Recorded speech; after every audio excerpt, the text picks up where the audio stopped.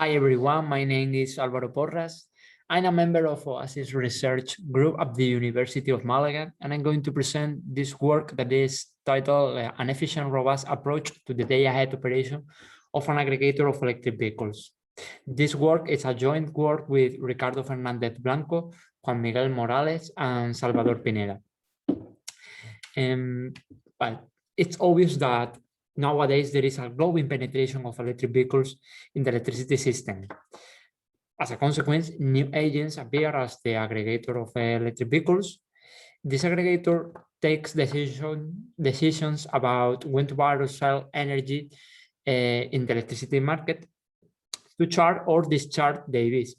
But the decisions of the aggregator are conditioned by the inherent uncertainty in driving habits. In this work, emphasis is placed on the uncertainty in the EV availability. Availability means when the EV is available to charge or discharge energy. And to deal with this uncertainty, we use hierarchical optimization. Okay. There are two standard ways to model the operation of an aggregator. First one, the deterministic formulation, doesn't consider the uncertainty in driving habits. The decisions are optimal for respective values, but it's computationally tractable. Okay. It's like a visionary who can predict the future, but in real life, future is unknown. The stochastic formulation considers the uncertainty using the scenarios, but has two main drawbacks. The first one is the solutions are optimal on average, and when the number of scenarios increase, the computational burden is higher. We propose a novel method, the hierarchical formulation, that consider the uncertainty using a few intuitive parameters.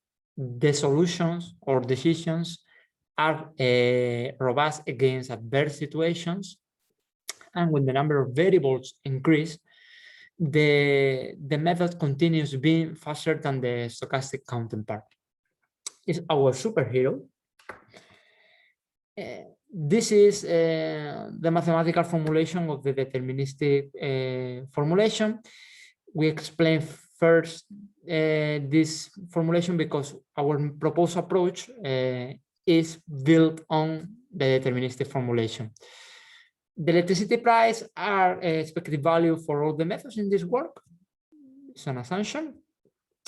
In the objective function, we minimize the total operational cost, the battery degradation cost, and a penalty cost due to the violation of the energy stored, the evolution of the energy stored into the battery by means of this variable, this slack variable. This is the feeder capacity, the maximum power rate of charging and discharging, the minimum and maximum bound of the energy stored in the battery, the terminal condition of this variable, and the battery degradation cost. This set of constraints is identical for all the method, but the difference is the way they treat the uncertainty. The deterministic formulation through expected values, the stochastic formulation through scenarios, and our approach characterizes the uncertainty in the EV availability using a parameter set. Now the availability is a variable that depends on an uncertainty set. Concretely, this uncertainty set, the first constraint imposes the minimum time period that the EV must be available. The second one is the minimum bound and the maximum bound of the availability and the binary character. These parameters, okay, are obtained from past information. Okay, this figure represents the interaction among the electricity players. In the upper level, the aggregator; in the lower level, the EVs. The upper level makes an individual charging discharging plan for the EVs. This plan passed onto a series of lower levels, these two lower levels. And this lower level both compute the worst case of availability, here in terms of battery draining, and in this case in terms of energy exchange with the market.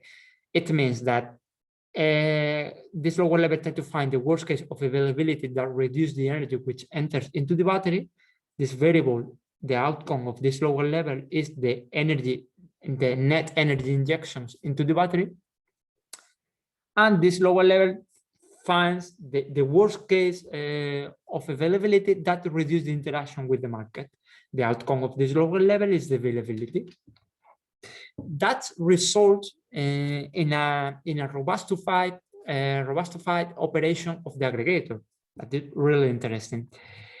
This is the mathematical formulation. It's identical to the deterministic formulation, but we have some difference. If I don't know when the EV is available, I don't know when the EV consumes energy. So the energy consumed per time period is a variable. But we know that for all the day, the energy consumed by the EV is equal to the expected daily value of this consumption. Okay? The energy which enters into the battery must be greater than the expected daily value of consumption. This variable, the net energy injection into the battery, is obtained from the first lower level, as I said previously, and the availability profile, that is a variable, is obtained from the second lower level. This is the formulation of the two lower levels. The first one tries to minimize the energy which enters into the battery, finding the worst case of availability, and the second one reducing the interaction with the market. Okay, but with these two lower levels, I have a big problem, big problem. The binary character.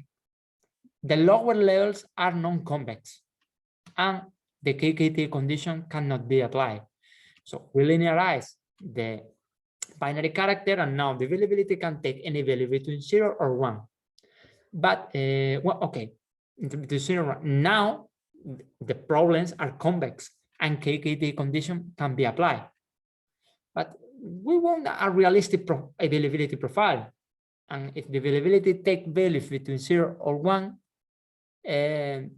the availability profile is far from a realistic profile. The EV is available or unavailable. So if we observe the matrix constraint is totally unimodular and the parameters are integer. So under these conditions, we can guarantee that the optimal solution takes integer values. That's fantastic. Okay, and now I'm going to analyze the proposed approach in a case study. And we analyze some metrics, the total cost, the total energy bought, total energy sold, and two particular metrics that are the deviation from the energy balance of the EV batteries. An example of this metric is the EV, if the EV needs 20 kilowatts for transport, it can only charge 15 kilowatts, the deviation are 5 kilowatts. And the other metric, the deviation from the minimum value of the energy sold, if the aggregator plans to or decides to sell 200 kilowatts and finally it can only sell 150 kilowatts, the deviation are 50 kilowatts. I think that you can't see well the table, but we compare the stochastic formulation SF, the deterministic formulation DF, and the hierarchical formulation HF. The total cost decreased for the deterministic and stochastic formulation. But if you observe in the figure, the deterministic and stochastic formulation buy energy when the electricity price is low and sell energy when the electricity price is high. That's a result in a non-conservative strategy. So the deviations in the real time are higher for that method because the strategy is less conservative.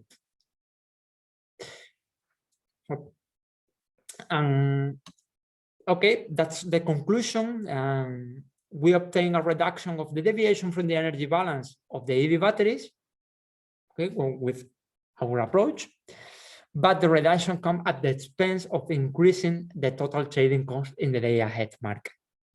The computational speed of the proposed method is up to 25% faster than the stochastic counterpart.